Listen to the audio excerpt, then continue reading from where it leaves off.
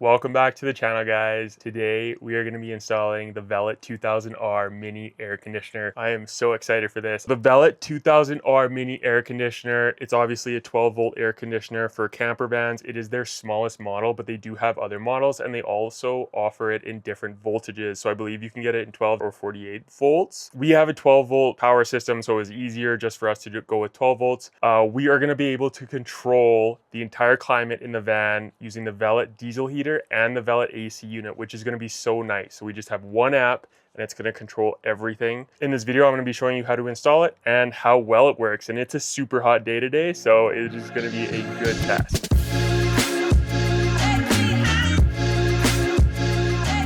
One of the really nice parts about this air conditioner is it actually fits an existing 14¼ inch by 14¼ inch hole, which is the exact same dimensions as most people's max air fan. We wanted to keep our max air fan for ventilation purposes because this AC unit actually doesn't ventilate. It just cools the air inside the camper van. One of their new models does actually ventilate and cool, which is really neat. So I've gone ahead and removed actually one of our solar panels. We used to have 3 here, now I just have 2. I've marked out a 14¼ by 14¼ inch square. I've done it here because it just works well and it's centered in the middle of the van, which I also really like. I think a lot of people install them at the end of the van, but I wanted to do it here just so it moves the air around a little bit better and cools all of the van, not just one end.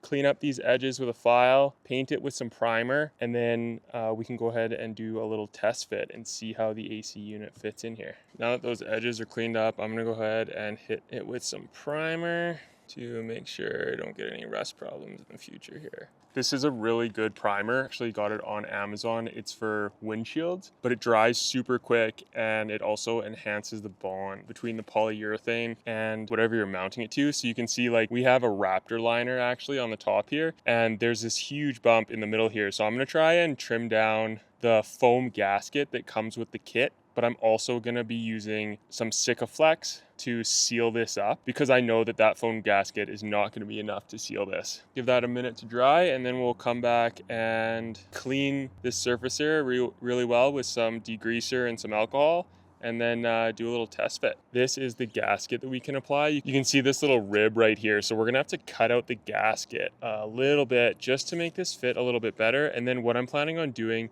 is putting some Sikaflex right along the base here, and then we'll peel this tape off, plant it down. You don't have to put anything around the top because that is what the AC unit seals to, so you don't have to worry about water getting like up into there. It's the bottom seal that you want to worry the most about. And I don't want to trim too much away. I can always trim more. Perfect. This guy around here for the best there, hopefully. Oh my gosh, that's perfect. Look at that. Well, I guess we better go down and make sure the bolt holes line up. Try not to get speared by the old moose antlers. I slid my solar panels back, got the AC unit lined up perfectly. This is without a doubt gonna make my install a little bit messier. Now we can peel off all this tape. Set that guy on there.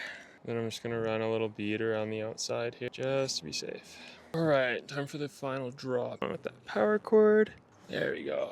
There are 2 different size studs that you can use. If you have a very thick roof, you can obviously use the longer ones. I'm gonna be using these shorter ones here because I don't have that thick of a roof, obviously. And then you can cut the extra off if you have extra. And then there's also some nuts here. And this is all just for securing the brackets there I have on top of the fridge to the bottom of the AC unit. You can see the brass insert there on each corner. 1 stud, 2 studs, last stud. So after you get those studs in, the next thing you want to do, and this probably would have been honestly easier to do before putting it on, but I just didn't want to screw this up. You put these nylon nuts on, and this is to keep those studs from ever coming loose. After you get 4 of your nylon lock washers on, you want to put your brackets on, and you want these little holes closer to the center of the AC unit, or on the AC unit side, not on the outside. And that is going to allow you to screw this cover plate on once you get your roof and everything on. Time to power this guy.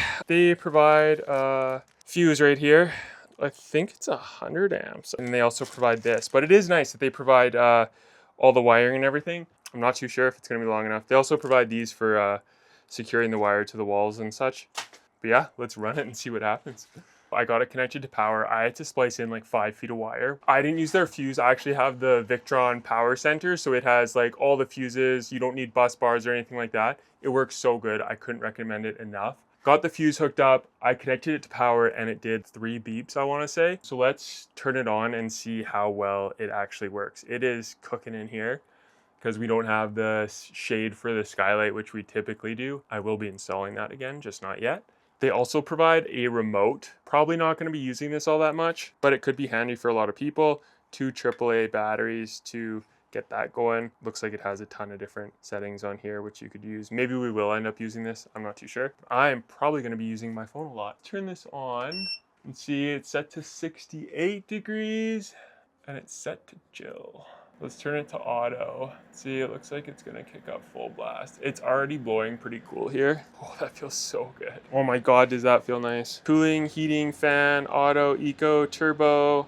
But that is definitely cooling down. Let's turn it up to turbo. I'm really interested to see how many amps it's pulling as well. Oh yeah, you can really hear that kick on.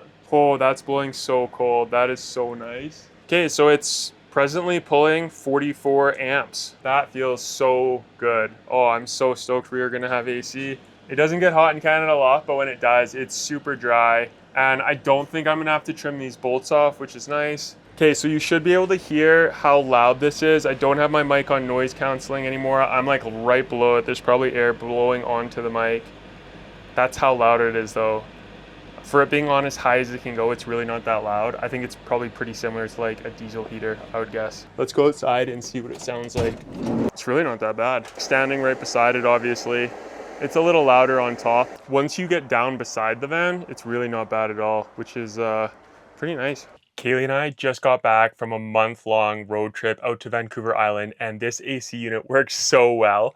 I can't believe we went so long without having air conditioning before. This thing we used almost daily. In eco mode, it actually only pulls just over 20 amps, so it's not too bad. There was points on our trip where we were driving in and around Kamloops and it was like 35 degrees out. It was hot in the van. So I was using this AC and our AC and it was keeping everything nice and cool. We also used just the fan mode in the AC unit a lot just to circulate air throughout the van, and that worked awesome. The only thing that we don't like about this unit is the fact that it has this really loud beep when you turn it on and off. It does get kind of irritating. Other than that, guys, it's an awesome unit. Hopefully Velit can update it remotely and stop that beep from happening, because that would make this thing absolutely perfect. If you guys have any questions about this unit or the installation, feel free to leave a comment below. I'll get back to you as soon as I can. If you found this video useful, be sure to like and subscribe, and I will see you guys in the next one.